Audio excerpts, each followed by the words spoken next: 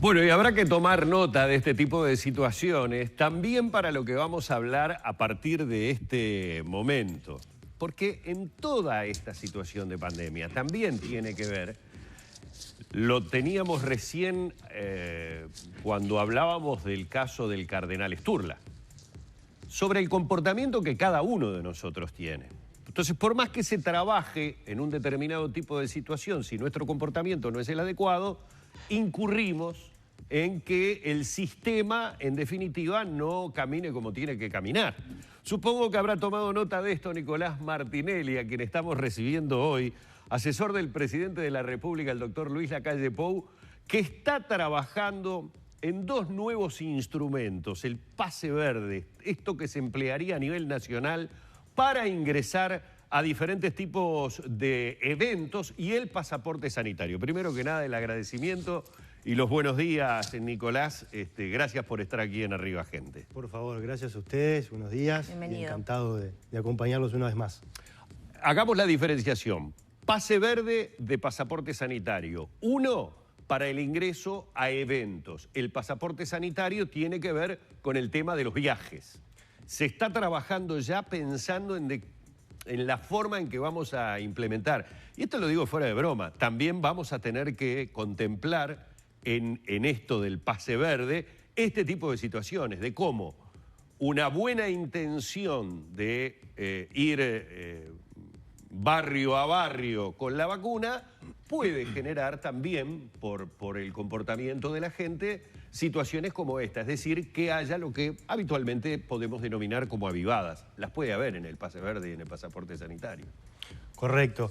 Lo primero es saludar bien tu diferenciación, ¿no? Una cosa es el pasaporte, que se está trabajando para las salidas de uruguayos que después quieran reingresar, o para el turismo también, aquellos que estén vacunados y que cumplan con determinados protocolos, en este caso de un hisopado de 72 horas, que después ingresen al país, no van a tener que hacer cuarentena. Y después, por otro, es lo que tú bien llamabas pasaporte verde, pasaporte responsable, pasaporte libre. Todavía no tiene nombre, a mí me gusta llamarlo pasaporte responsable, que es cómo nos vamos a mover acá adentro. Bien. Y ahí venimos trabajando con un equipo del Ministerio de Salud Pública y un equipo de AGESIC, que es la Agencia de Tecnología e Información del Gobierno, junto con un equipo de presidencia, para de alguna forma moldear cómo sería el instrumento de pase responsable. Lo primero que hicimos fue conformar un equipo dentro de Salud Pública, mejor dicho, 3 equipos. Uno de ellos trabajó en lo que tenía que ver con estudiar los posibles puntos de cuidado. ¿Qué son los puntos de cuidado? Es donde se podría vender los test de antígeno rápido o autotest, y la primera valoración que tuvimos fue de las farmacias, porque era sin perjuicio de que se sumen los laboratorios y algunos otros puntos de cuidado que ya están operativos, pero la farmacia nos parecía que era una red muy extensa, bastante popular, que además en algunos casos funciona 24 horas, y eso podía entonces generar o evitar de alguna forma que aquellos que tuvieran que hacerse test para entrar a algún espectáculo, a alguna actividad, se generaran estas colas que estábamos viendo hoy acá. Después, por otro lado, otro equipo trabajó en lo que era identificar aquellas actividades de alto riesgo, de riesgo moderado o de bajo riesgo. Las clasificaron y dijeron, bueno, esto de acuerdo a una tabla de ponderación, que es la tabla que va a funcionar, ahora después les voy a contar un poco más, cada actividad se tiene que autoclasificar dentro de esa tabla de ponderación, y ahí le va a surgir si su actividad o la actividad que quiere realizar encuadra dentro de una actividad de alto riesgo, muy alto riesgo, riesgo moderado o riesgo bajo. Y el tercer equipo de Salud Pública trabajó en lo que nosotros llamamos el estatus del ciudadano o estatus sanitario del ciudadano. Y ahí tenemos básicamente 3 categorías. La primera categoría son los que están vacunados con 2 dosis y los 15 días. La segunda categoría son aquellas personas que cursaron la enfermedad y tienen anticuerpos. Y la tercera categoría son las personas que no están vacunadas aún o que no se quieren vacunar, y aquellos que tienen una dosis o las 2 dosis, pero todavía no llegan a los 15 días que requiere la autoridad sanitaria para que vos puedas ejercer libremente. Entonces, el estatus sanitario y las actividades de riesgo se cruzan en esa tabla, y de acuerdo al grado que vos tengas de riesgo de la actividad, es el estatus que se te va a exigir. Si vos tenés una actividad de muy alto riesgo, es probable que se te exija estar, obviamente, con las 2 dosis más los 15 días, y en algún caso incluso, por ejemplo, Hoy estamos cursando un nivel, lo que se llama T3, T4, que es de un contagio bastante importante de gente. Estamos alrededor de los 3.000 y pico de casos, 4.000 casos. Entonces, en ese caso, quizás también a los que tengan las 2 dosis más 15 días, se les exija un test de antígeno antes de entrar a la actividad. ¿Por qué? Porque también queremos que los que no estén vacunados, sea porque todavía no han podido vacunarse o porque no quieran, puedan entrar a esa actividad. Y para que esta gente que no está vacunada pueda hacer esa actividad, además del test de antígeno, tenemos que cuidarlos dentro del espectáculo, dentro de la actividad.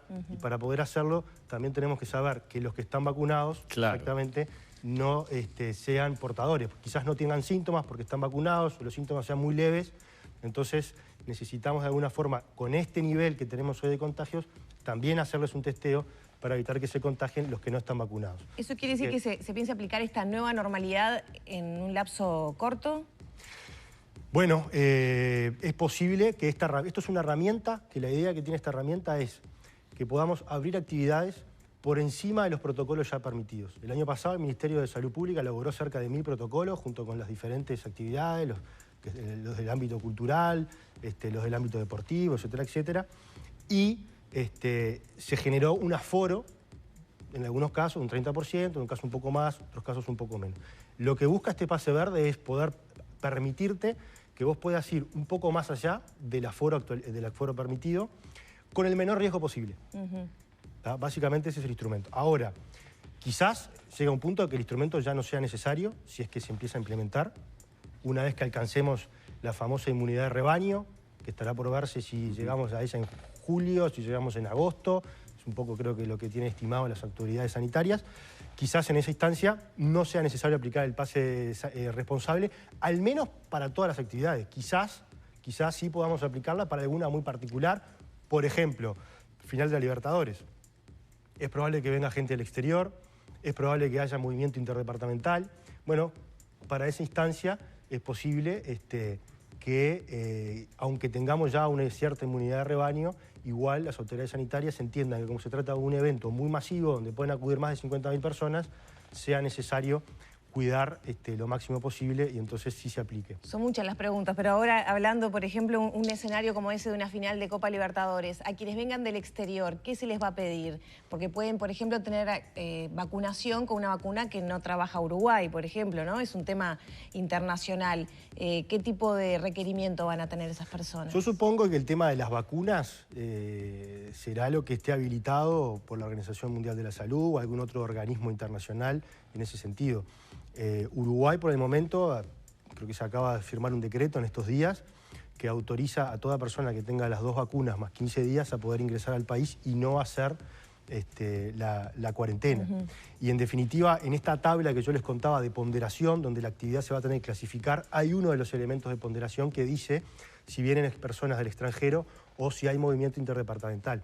Es decir, que en este caso el organizador del evento, llámese la AUF, tendría que ingresar a esa tabla, pinchar donde dice, entre otras cosas, que va a venir gente del exterior, que va a haber movimiento interdepartamental, que va a haber canto, que va a haber claro, porque no es lo mismo un extranjero que viene y se va a la costa, a un hotel con los protocolos sanitarios correspondientes, que vaya a juntarse con un montón de personas en un estadio, en las circunstancias que usted mencionaba. Exactamente. Igual lo que haga la persona, nosotros, en definitiva... No, como actividades de riesgo. Exactamente. ¿No? Una vez que la persona ingresa al país, la Agencia de Gobierno Electrónico está trabajando en que el pasaporte sanitario quede de alguna forma conectado con el pase responsable. Es decir, que la persona que venga de afuera, que por lo que dice el decreto tiene que tener las 2 vacunas más los 15 días, básicamente va a tener el máximo nivel de libertad responsable que va a poder gozar cualquier ciudadano uruguayo y por lo tanto va a poder ir al espectáculo comprando su entrada, va a tener cargada su información sanitaria también en el código QR porque en algún punto se van a conectar las 2 cosas y entonces va a poder entrar al espectáculo sin ningún tipo de problema. Nicolás, yo creo que en este momento estaría bueno porque me pareció ver que había 4 clasificaciones de niveles de riesgo en lo que tú mencionaste. 4. Estaría bueno dar ejemplos de esas 4, es decir, de menor a mayor, porque uno está pensando, desde eventos deportivos no es lo mismo un partido de fútbol que un partido de básquetbol. Sabemos que el fútbol se desarrolla en estadios abiertos, el básquetbol se desarrolla en estadios cerrados.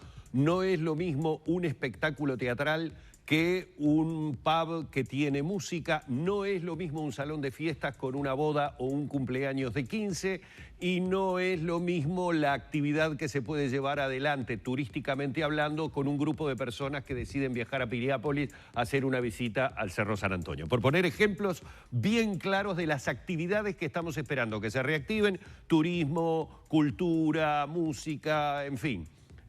Danos ejemplos de esos 4 niveles. La que tiene menor riesgo. A ver, hiciste una descripción muy buena de todo el bagaje de actividades que puede haber. También es cierto que en función de esta tabla de ponderación, algo que en principio yo lo podría pensar como una actividad de muy alto riesgo, si cambia algunas variables, por ejemplo, cantar es considerada una actividad, es considerada dentro de la ponderación o tiene un mayor nivel de ponderación dentro de esa tabla. ¿Tá? ¿Por qué? Porque escupís, tener contacto físico también. Entonces, si a un evento que dice voy a cantar, voy a vender alcohol, la gente va a saltar y se va a abrazar, eso tiene, probablemente en esa tabla de ponderación, tenga un puntaje mayor y clasifique como algo de muy alto riesgo. Ahora, si el organizador del evento, que a priori podría clasificarse como de alto riesgo, dice yo no voy a vender alcohol, voy a mantener distancias para que la gente no se abrace, en lugar de traer un recital de música esa que es de rock, que la gente salta y se abraza, voy a traer algo más acústico, más tranqui, que la gente no va a saltar, va a estar sentada. Ya ahí le puede llegar a cambiar la categoría. Bien, es entonces, un buen ejemplo. Va a depender, incluso una boda, mencionabas un casamiento. Sí. No es lo mismo la tabla pondera si es algo de 50 personas, de entre 50 y 200, si es más de 200, si es al aire libre, si es cerrado pero hay ventilación. Si hay un montón de elementos que se ponderan en esa tabla que en función de cómo puede el promotor de la actividad ir variando, será de alto riesgo, de riesgo alto o de riesgo moderado o de bajo riesgo. Es decir, hacerse se puede hacer. Lo que va a variar es el nivel de exigencia de quienes puedan participar. Ese es el tema. Exactamente. Después, como tú bien decís, eso se va a cruzar con el famoso estatus del ciudadano o el estatus sanitario. Y entonces, si es una actividad de muy alto riesgo, automáticamente a vos te va a llegar una notificación que te van a decir tu actividad clasifica como una actividad de muy alto riesgo, por lo tanto lo que tú tenés que exigir a las personas que acudan es este estatus sanitario. Si es una actividad de muy bajo riesgo, probablemente tengas una autorización prácticamente automática y no tengas ningún nivel de exigencia. Claro. Puedas hacerlo incluso respetando los protocolos y las medidas sanitarias, las clásicas, el tapaboca, el distanciamiento social, y jugarse las manos con alcohol en gel. ¿El teatro en qué nivel está? Digo porque estamos hablando generalmente de espacios cerrados. A ver, las salas teatrales uruguayas no se caracterizan por ser numerosas. Tenemos solamente 3 o 4 salas con una importante cantidad de butacas. La media de las salas uruguayas está en el entorno de las 90, 80, 100, 120, 130 localidades. ¿Podrá trabajar el teatro con aforo completo o tendrá igualmente que mantener un aforo reducido con las condiciones que se le pidan? ¿Es de alto riesgo? ¿No es de alto riesgo? Habló por el espacio cerrado, ¿no? Bueno, un poco en el juego ese de categorizar a ver cómo caería un evento cultural, según lo que yo te decía, lo que tú pongas, podría caer en una actividad de muy alto riesgo o de alto riesgo. Bien, o sea que se Por mantiene de las personas dentro de y las depende un riesgos. poco de las características del espectáculo también. Dependería de las características del espectáculo, exactamente. Si estamos hablando de una sala con más de 200 personas, si estamos hablando de una sala donde va a haber contacto, probablemente caiga en muy alto riesgo. Si estamos hablando de una sala menos de 200 personas donde no va a haber contacto, probablemente pueda caer en la categoría de alto riesgo nada más. Nicolás, me comunicabas de producción que hay muchas dudas de los televidentes sobre los test que se van a hacer. Sí. ¿Cuáles van a ser las características de ese test rápido que se van a poder comprar en farmacias o quizá en laboratorios, costos y qué características tiene ese test? A ver, el test se va a poder comprar en la mayor red posible que nosotros podamos implementar. Los laboratorios ya están, habrá que ver otro tipo de las policlínicas, las farmacias y cualquier otro punto de cuidado, como le llamamos nosotros, que permita que se puedan hacer eso. Y acá tenemos, fuera de lo que es el PCR tradicional que todos conocemos, tenemos o vamos por dos modalidades de test rápido. Una es el famoso autotest y la otra es el test faringonasal, que es parecido al PCR, ¿tá? Que requiere que alguien te haga la técnica, pero el resultado, a diferencia del PCR, lo tenés en 15 minutos. Lo mismo con el autotest. En el caso del autotest no habría ningún tipo de inconvenientes para que las farmacias lo puedan empezar a vender. El único inconveniente que tendríamos hoy es que todavía no hay ninguno validado por el laboratorio del Ministerio de Salud Pública. O sea que hay un par que están en proceso de validación. Ese funciona con saliva, ¿verdad? Ese funciona con saliva. Una vez que se apruebe, si es que llegan estos que están evaluando en el laboratorio, si es que llegan a los niveles estándar que está pidiendo el Ministerio, podrían rápidamente ponerse a la venta en las farmacias o en los puntos de cuidado que el Ministerio entienda pertinente. En ese caso, la persona iría, se haría el autotest y alguien de la farmacia o alguien del laboratorio o alguien del lugar del punto de cuidado debería fiscalizar el resultado para después poder subirlo a la nube, digamos, a la web, y de esa forma generarse el código QR que va a contener la información del resultado de esa persona. Después de ahí la persona se va a realizar el evento que entienda pertinente. Y en el otro caso es prácticamente el mismo sistema, la única diferencia es que se necesita a una persona que te haga el hisopado, y entonces por eso es que en el caso de las farmacias es un poquito más complejo. Estamos viendo alguna modificación normativa para poder permitir que las farmacias también los puedan hacer. Nicolás, yo sigo pensando en aquellas actividades que han estado completamente paralizadas, ¿no? Y para que se entienda la pregunta, el retornar con la posibilidad de un pase verde es la posibilidad de trabajar, pero esas actividades tienen características especiales. Voy a poner el caso de una fiesta. Las características especiales, entre otras cosas, incluye la extensión de la fiesta, el horario. Es decir, sabemos que una boda, que un 15, que es lo que los salones de fiesta están esperando poder reactivar, además de tener todos esos componentes, más allá de que sea catalogado de alto riesgo, también requieren de una determinada extensión horaria porque hay una serie de rituales que se realizan. ¿Se está pensando entonces que también con ese pase verde y con esa calificación de muy alto riesgo, vamos a suponer que es la más alta de todas, los horarios se extiendan? Es decir, pasemos a una cierta normalidad en donde el boliche que decide tener música pueda extenderse porque la vida nocturna empiece a tener más allá de las 12 de la noche. A ver, tú bien usaste una palabra clave que es la normalidad. Un poco lo que busca el pase verde es eso, es tratar de volver a la normalidad o a la nueva normalidad con las mayores garantías posibles. Entonces, si yo para una boda, volviendo al ejemplo de la boda de casamiento, voy a pedirle que a todos los invitados que tengan las 2 vacunas o tengan un test de antígeno, aunque no estés vacunado, el riesgo que yo voy a tener es prácticamente mínimo. Entonces, no habría necesidad, de alguna forma, eso es mi opinión, de acortar horarios. Podrías perfectamente extenderlo hasta las 4 o 5 de la mañana. Obviamente todo el personal que trabaja todo también. El personal tendría que pasar también. Y eso pasaría también por los posibles artistas. Por los posibles artistas, claramente. Si vas a hacer un evento, tendrías que testear al menos, de acuerdo a la gravedad, al riesgo. Del evento, tendrías que testearlo, por ejemplo, 24 horas antes del evento. Eso sí, es así, como tú dices. Bueno, ¿eso correría, por ejemplo, para un elenco teatral en el caso de una obra de teatro? ¿Cambia el público en cada función? ¿Tendrían que hacerse un test diario? No. El test tendría una duración, en principio, si es una actividad de muy alto riesgo, de 24 horas. Es decir, que si vos el mismo día tenés 2 o 3 funciones, ese mismo test te habilitaría a hacer esas actividades. Si vos, por ejemplo, tenés otra actividad de alto riesgo al día siguiente, deberías hacerte otro test. Pero si al día siguiente tenés una actividad de riesgo moderado, de riesgo bajo, que te requiere un test con una duración de 72 horas, ese mismo test que te hiciste las 24 horas antes te serviría para esa otra actividad. Perfecto.